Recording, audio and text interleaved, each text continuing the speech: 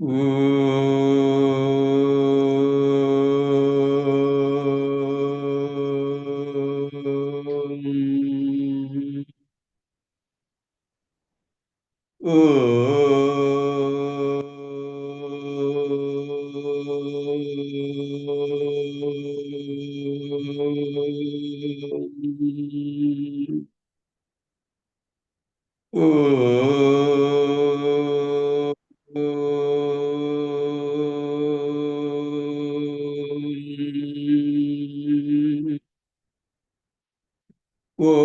श्री गणेशाय नमः।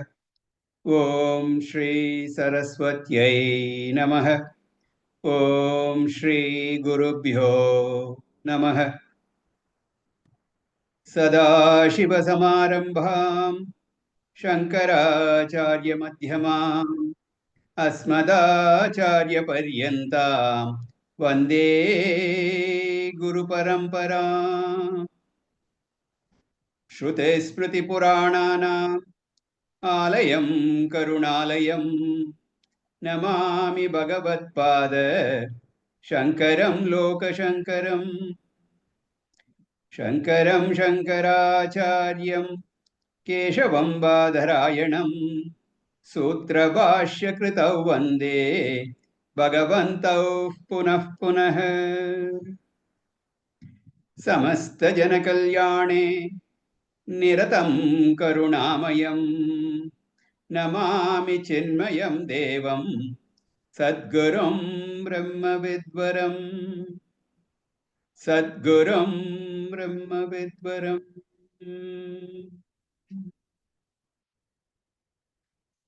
Hari Om.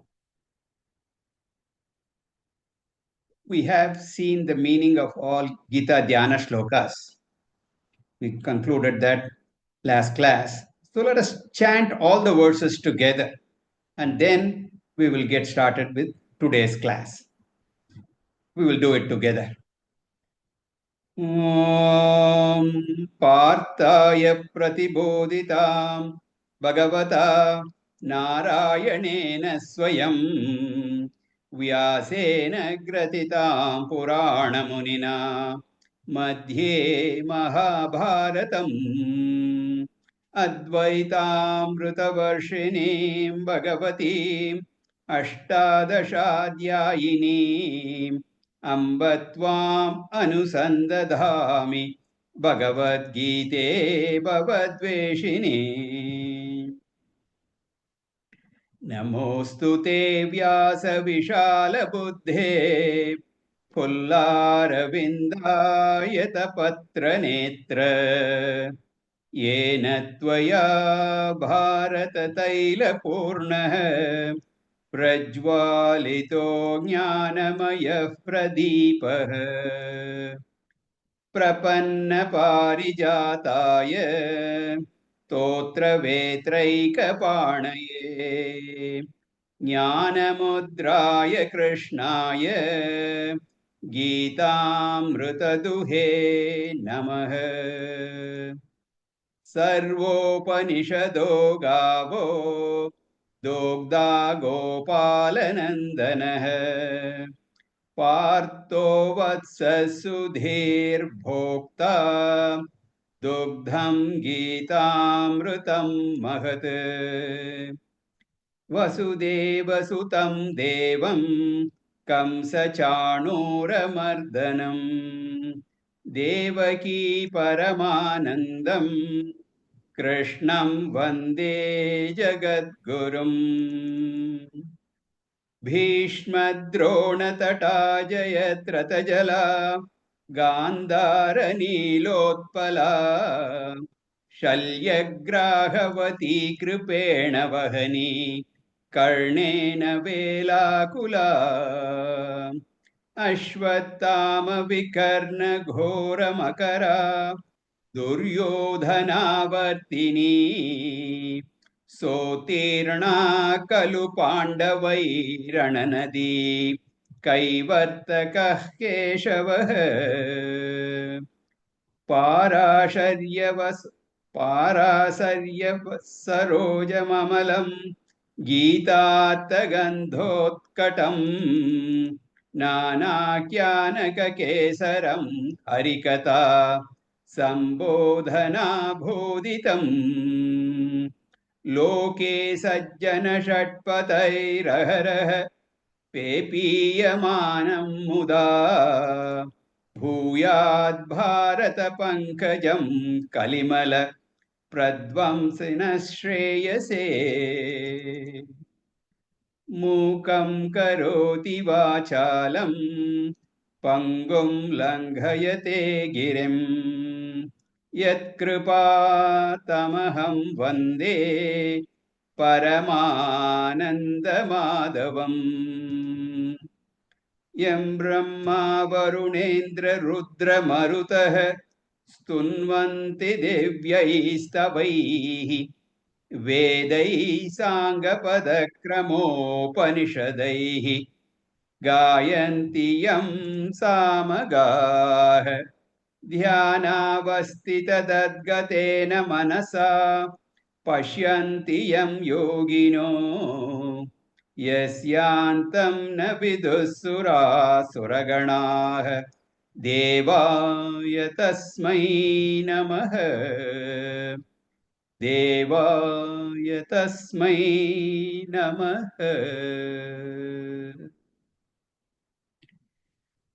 Our hearts are filled with devotion, respect and reverence for Mother Gita, Bhagavan Vedavyasa and Bhagavan Sri Krishna, having prostrated to all of them. We are indeed very fortunate, very lucky and blessed that we are going to study Srimad Bhagavad Gita.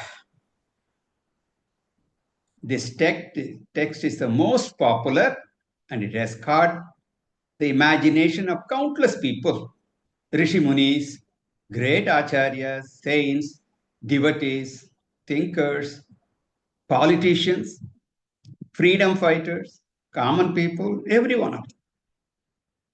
And many of them have written on the Gita. Many translations are there, some in verses, different languages, many commentaries, all of them are there. Most people think that Hindu scripture means Bhagavad Gita. They may not even know about the Vedas. With such popularity, many views and interpretations are possible. But the beauty of it is, even now people are still writing and they feel enough has not been said about Bhagavad Gita. Lokamanya Tilak, great freedom fighter, a spiritual person, wrote a beautiful commentary. And in the beginning itself, he said, this Gita is like a diamond. The brilliance of the diamond depends on how it is cut. The more facets to it, it shines more and more. Gita is like a well-cut diamond. The more you look at it, from this angle, from that angle, it brings out more and more insights. Such a treasure. So it is this Srimad Bhagavad Gita that we are studying, and in that context, we are going to look at the background where it is said in the story of Mahabharata. The greatness of Gita is, in India, among Hindus, whenever they hear the word Gita, nobody asks which Gita, even though there are numerous Gitas. This Bhagavad Gita is there, Shiva Gita, Rama Gita, Guru Gita, Hamsa Gita, Uddhava Gita, Anu Gita, Ashtavakra Gita, Avaduta Gita, so many of them are there. Nothing compared to Bhagavad Gita. It is said, after the war was over, Arjuna told Bhagavan, you gave the knowledge on the battlefield. It was kind of hectic at that time. I've forgotten what all you said. Would you please repeat that again? Tell me again. Bhagwan said, I can't tell you exactly what I told you. I was in a zone, as they say in English. I was a yogastha. I was in a state of yoga. I gave you that knowledge. I cannot give you an encore performance. Still, he taught him. And that is what is called Anugita. It's no doubt Bhagavad Gita is incomparable par excellence. Masterpiece cannot be reproduced, repeated. About Gita, Bhagwan himself has said, Gita me hridayam partha. Oh Arjuna, Gita is my heart. When I taught you, I opened my heart to you. In Puranas, we find the Mahatmya glories of the Gita, and there are so many Puranic stories. We don't need to go into all that. As you study the Gita, you will discover it. We will discover it ourselves. What is the meaning of the word Gita? Something that is sung is called Gita. It's a song. We translate Bhagavad Gita as song celestial. This song was sung by Srimad Bhagwan.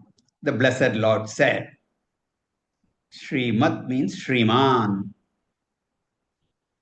This is a celestial divine song. Gita should be studied very well. There is no need to study many scriptures. Not necessary. The idea is, if one Bhagavad Gita is studied very well, that is enough. This has come directly from the lotus mouth of the Lord himself. There are people who have great devotion for Bhagwan Sri Krishna. Naturally, they will revere, respect the Gita, the nectar word of the Lord. There are others who may not have such a devotion. They may say, I don't care who said it. I only care about what was said. All right. But can you separate the wisdom from a wise person? So there are many devotees who read Gita because of the devotion. Others may say, I read it because I want to know the subject matter, regardless of who had said that. In both cases, what will happen is the one who starts with the knowledge, he will develop his devotion for the Lord. You can also start from bhakti, you will get the knowledge.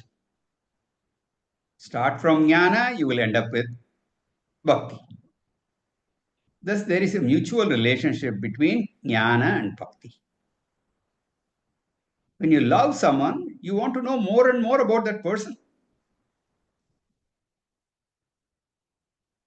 And when you discover the great glories of that person, you will start loving that person. So that is how it goes, even in the worldly plane. Now, this Bhagavad Gita is found in the great epic Mahabharata. A big, great war took place, and right in the middle, we see that this knowledge was given, this was taught. There are so many interesting features. When we study the Upanishads, we find the setting is very different. There will be a guru, a rishi, a contemplative person, a great sage, mantra drashta. Such a rishi will be there in the Himalayas or in a forest or under a tree on the bank of a holy river.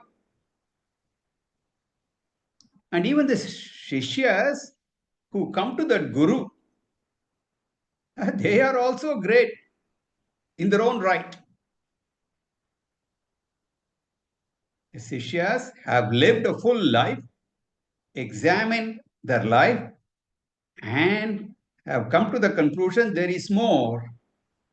I want to know the truth. Their minds are purified. They have heard of this great Guru and they have come to learn from that Guru. They serve that Guru and ask pointed questions. Questions like, what is this Brahman I've heard about? What is that knowing which everything gets known? All kinds of questions like that. Now, why do people have more attraction for the Gita than the Upanishads?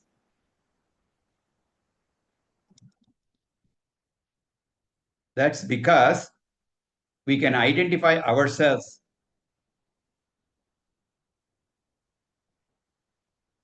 with the student in Bhagavad Gita. It's very difficult to identify with Nachiketa or Shaunaka, Nachiketa of Kathopanishad. Like that. Shaunaka of Chandogya Upanishad. But we can very easily stand in the shoes of Arjuna. Very easy. Setting is very different.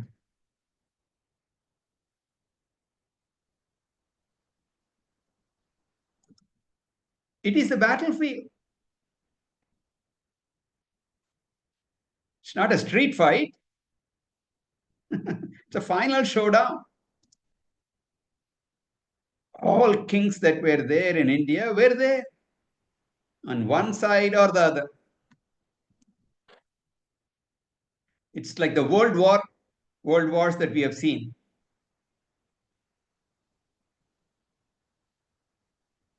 There was potential for total annihilation. The magnitude, something very different.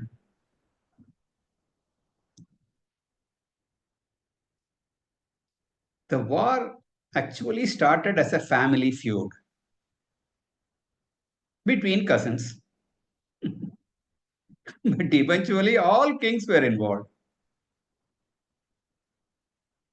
Take any person, anybody. The relatives were there on both sides. So, in war, both sides will have destruction, fatalities will be there, the mind will be confused.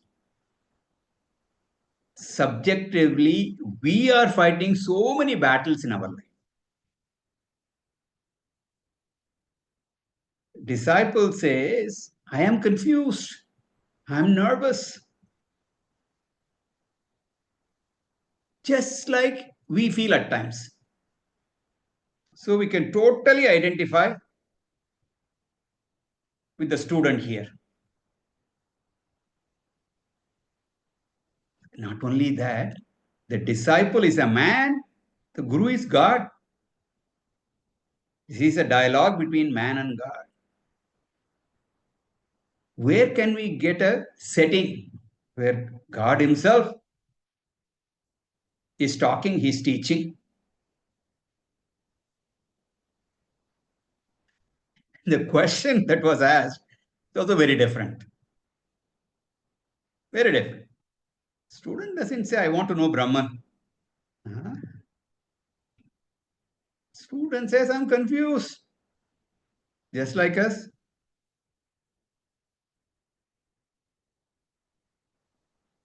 So also we want to know how we can get rid of the confusions that we are facing.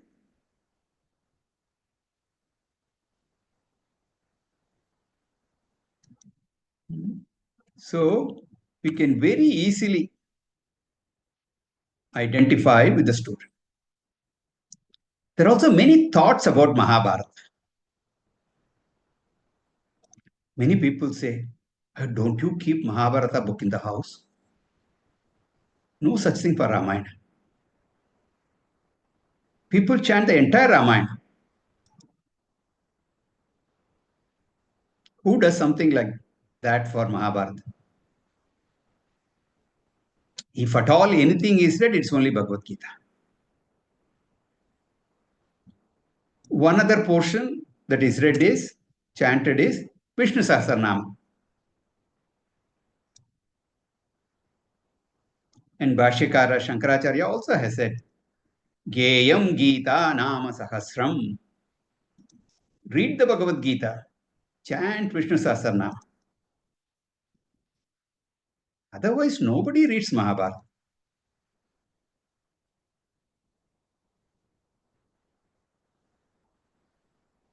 They say it will start a quarrel in the family. Ramayana also, there was a war.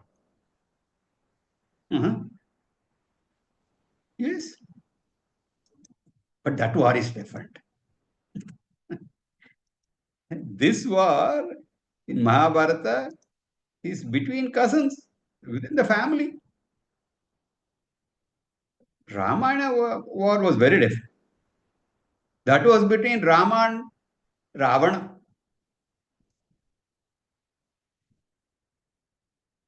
Not between cousins.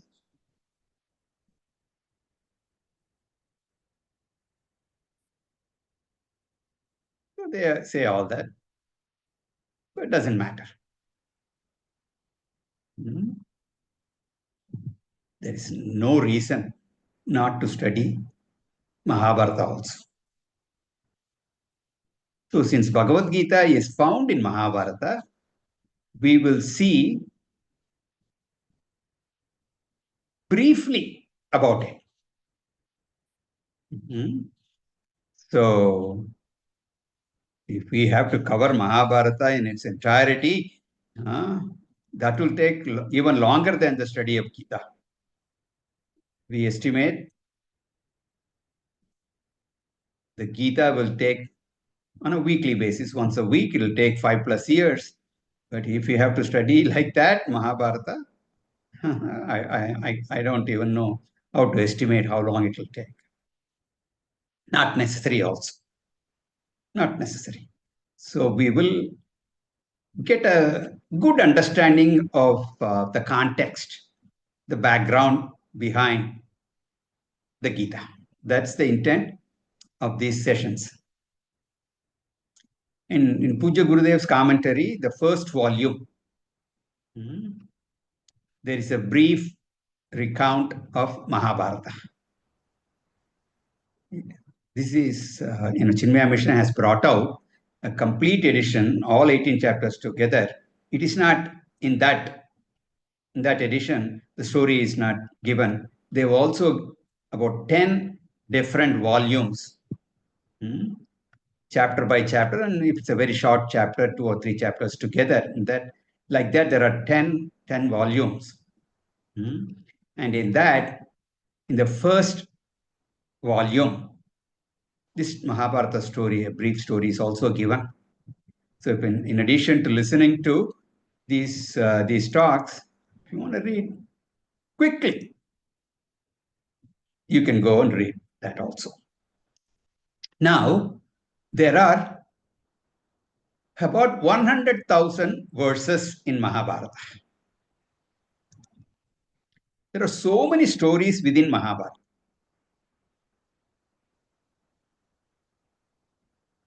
Even the story of Ramayana is told in Mahabharata. Is there?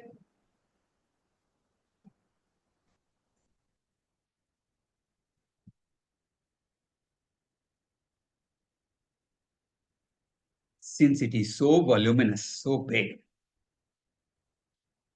I have to do a lot of editing and have to be very brief.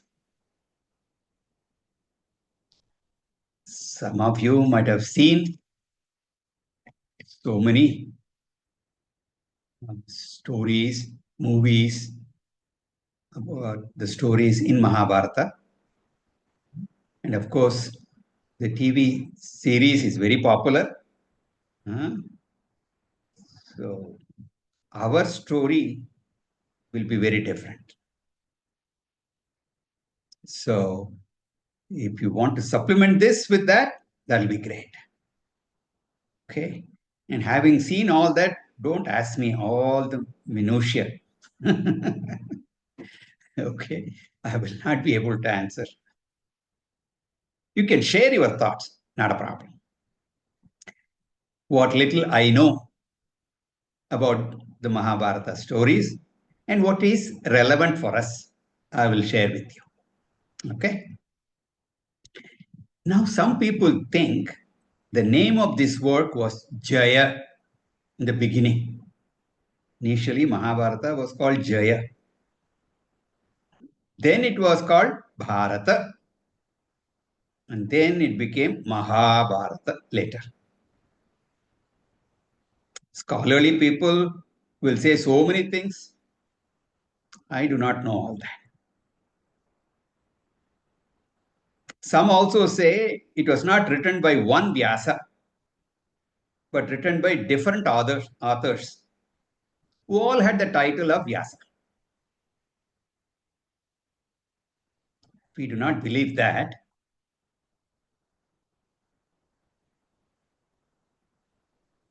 Though Vyasa wrote so many works, he always made someone else the spokesperson. Vyasa wrote Bhagavatam, but when we ask who taught Bhagavatam, it is Sukadev to Raja Parikshit. So Vyasji is a composer, but it is said as if Sukadev is narrating the story.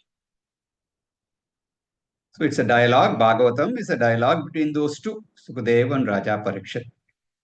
Similarly, Vaishampayana Rishi taught Mahabharata to Janamejaya. Janamejaya was the son of Parikshit. That's why in Vishnu Sahasranama, those of you who chant, you will chant Vaisampayana uvacha Shrutva dharmana sheshena pavanani manishinaha. So where did this Vaishampayana come? So Vaishampayana was the disciple of Vedavyasa, and he made him speak. Like that, all of them. Even when he edited the four Vedas, he had his disciples propagate those Vedas. We've seen that. When I was introducing Taittiriya Upanishad, I talked about it. Bhagwan Vedavyasa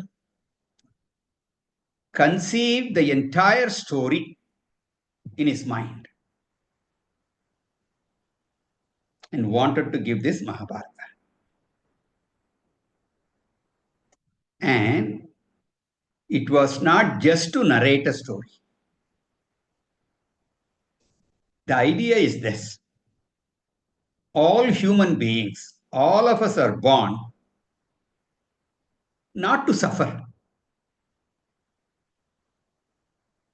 but all of them must get their objects of desire. They must enjoy life.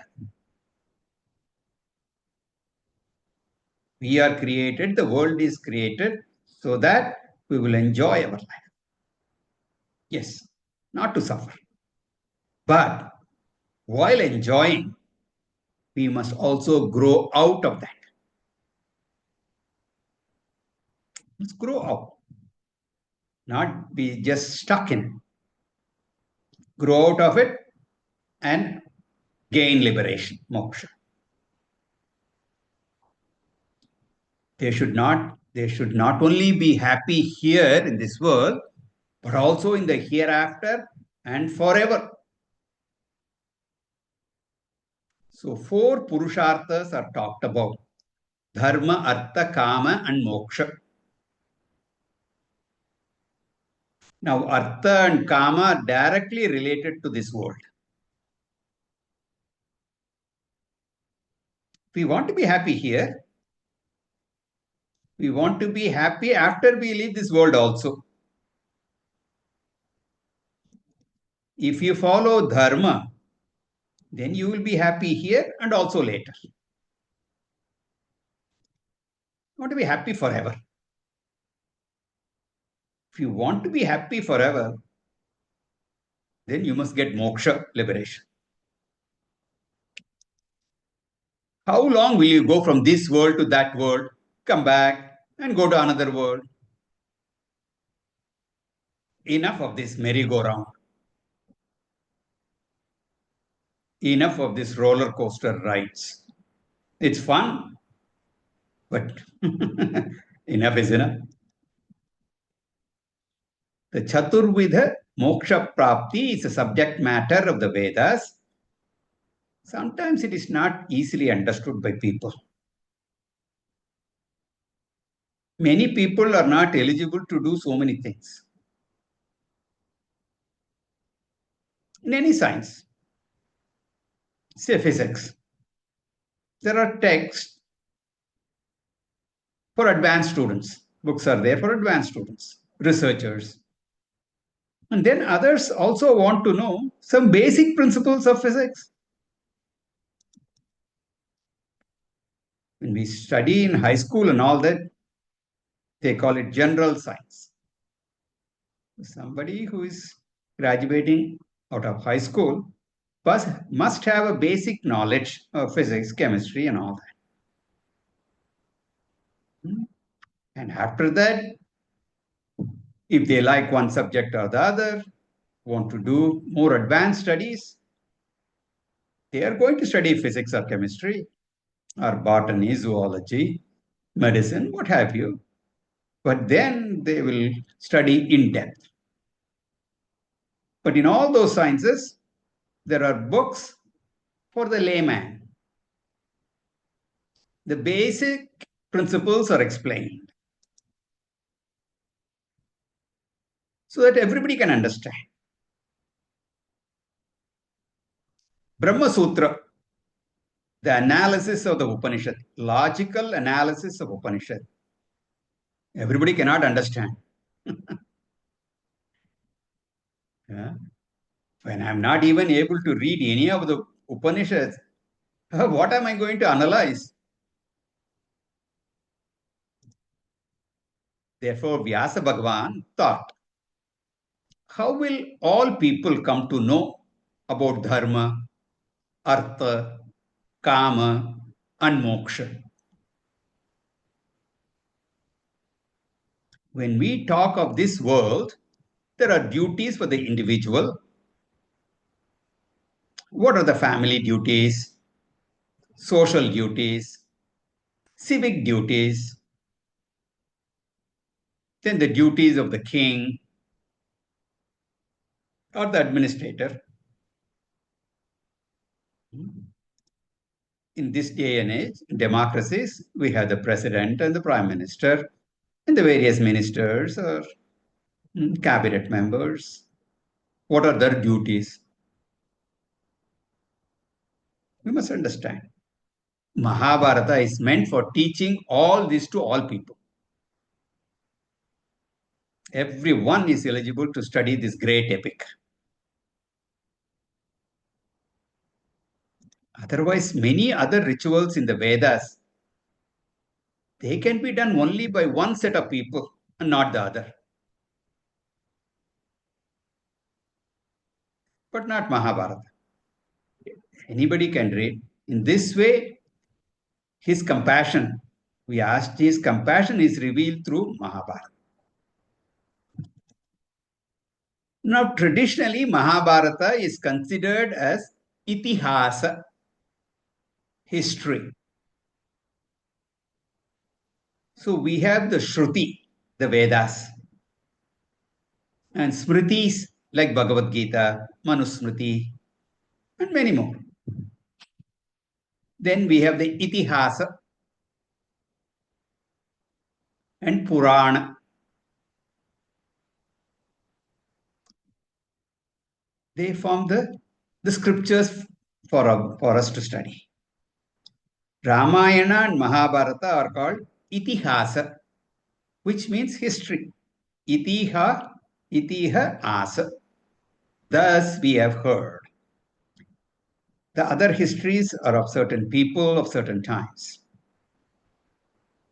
On the other hand, Ramayana and Mahabharata talks about the history of mankind as such. Even though there are characters in them and there are historical characters, but the presentation of the entire thing is such that it goes beyond all times, all places, and all people. So the presentation of Mahabharata is meant for educating all people in the attainment of all human goals. It's a history of a human being of all times and of all places. It is what is happening even now.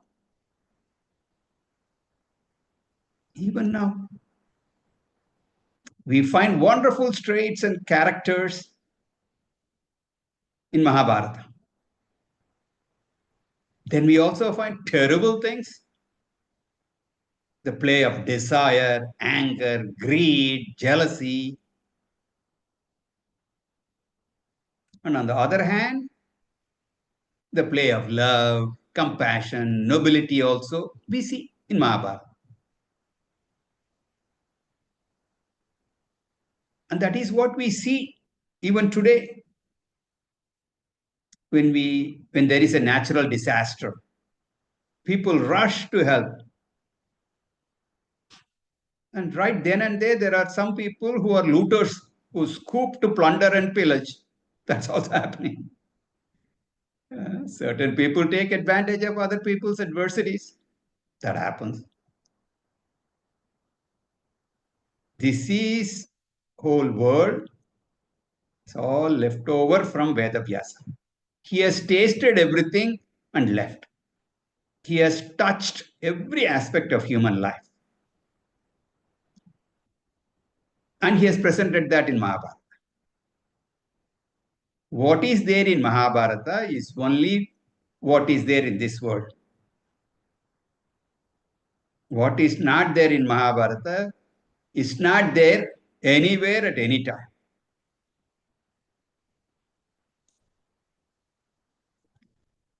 Now, Bhagwan Vedavyasa conceived the whole thing in his mind, whole story. Then what is in his mind has to be recorded in words. So he thought, I need a stenographer. Not too long ago, people used to speak, and the stenographer writes it down in shorthand. Some of you may remember that. Today, there are so many recording devices and transcription aids are there. At that time, Vyasji needed someone to take his dictation. Indeed, he placed an ad for recruitment.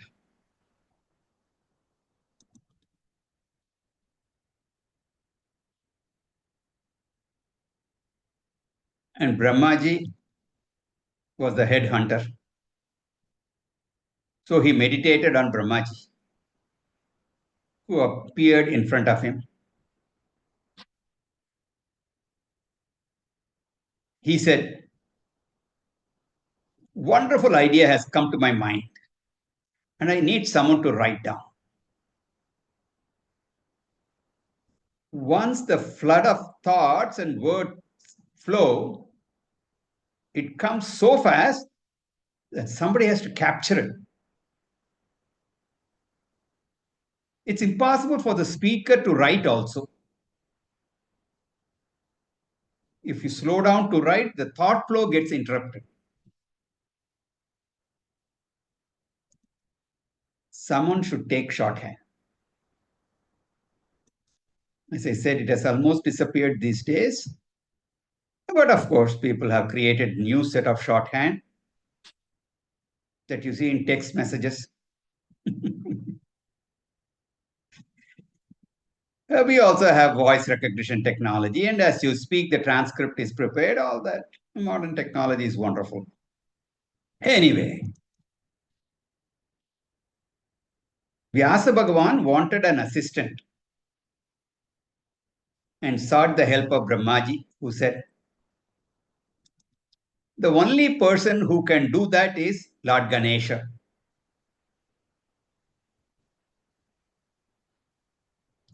To make him your assistant, you have to pray to him and make him agree to do the job. So Brahmaji served his role as a headhunter, identified the right person, and told Vyasji, you take it up from here. And Vedavyasa meditated upon Bhagwan Ganesha.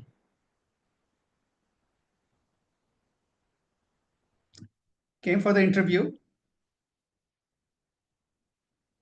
and Vyasji explained, I have a huge project and I want you to make it happen. I want you to take my dictation. Ganesha Bhagwan smiled and said, I'm ready, but on one condition. Huh? What is that? As I write, my pen should not stop. You have to dictate non-stop.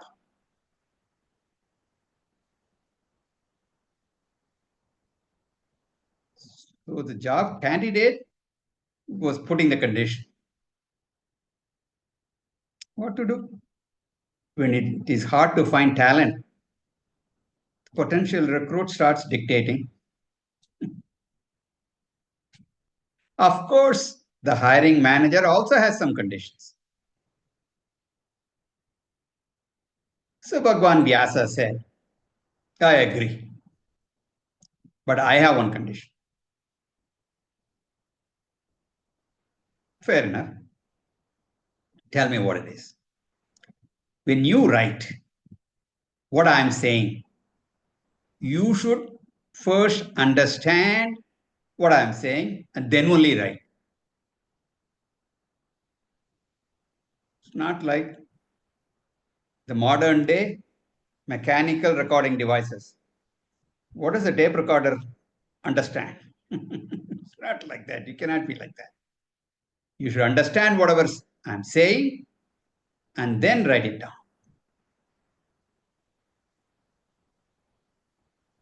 See his greatness. Vyasji's greatness. He could put a condition to Lord Ganesha. All mutual terms and conditions were agreed upon. So the work started. It is reported that whenever Vedavyasji wanted a break, because the condition was it should be continuous without a break. I should keep on writing. Yeah, you can keep on writing, but the speaker can take a break. So what he used to do, Vyasji used to do, he used to give a very difficult shloka, compose difficult shloka. And Ganesha had to scratch his head with that broken tusk that he was using as the writing instrument.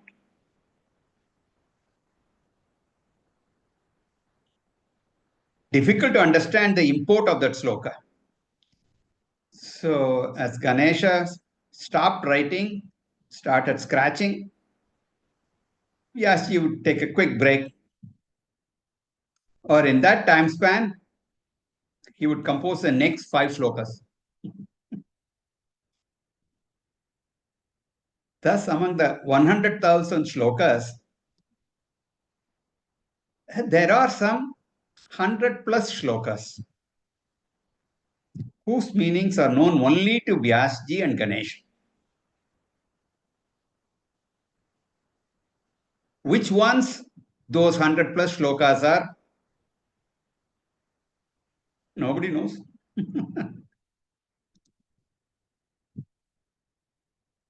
So, what that means is do not read any of the Mahabharata verses mechanically.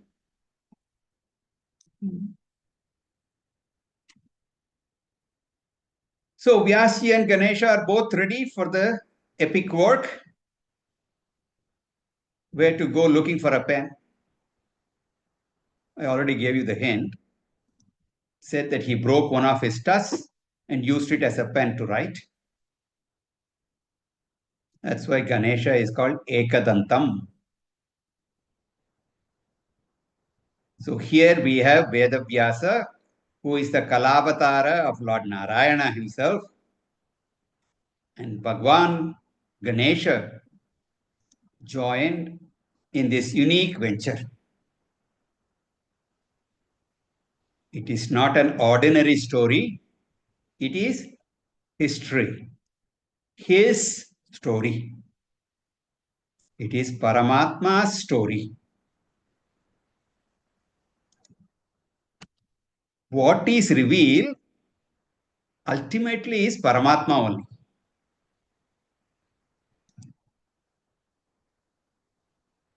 So the whole purpose of Mahabharata here is to understand what is dharma, artha, kama, and moksha, and finally attain that parama purushartha, which is moksha.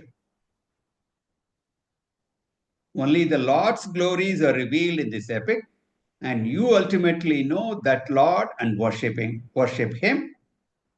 That's the entire purpose of the entire Mahabharata. This story encompasses the story of mankind of all times. Most importantly, through all these stories, we can see all these characters in ourselves. I can see that Dhritarashtra sitting in my mind. Sometimes Shakuni is lurking around. Once in a while, Yudhishthira. And at the dinner table, Bhima in me shows up. Even in one individual, all these characters can be found. All kinds of thoughts come to our mind, from sublime to ridiculous. One moment I chant, Aham na bhojanam naiva bhojyam na bhokta. The next thought is, what is there for breakfast today? From where to where? This Mahabharata is an encyclopedia of all knowledge. And I briefly introduce that to you today. Story part of it, we will begin next class. Om Purnamada Purnamidam Purnat Purnamudachyate Purnasya Purnamadaya Purnamevavasheshyate. Om Shanti Shanti Shanti. Harihi Om. Shri Gurubhyo Namaha. Harihi Om.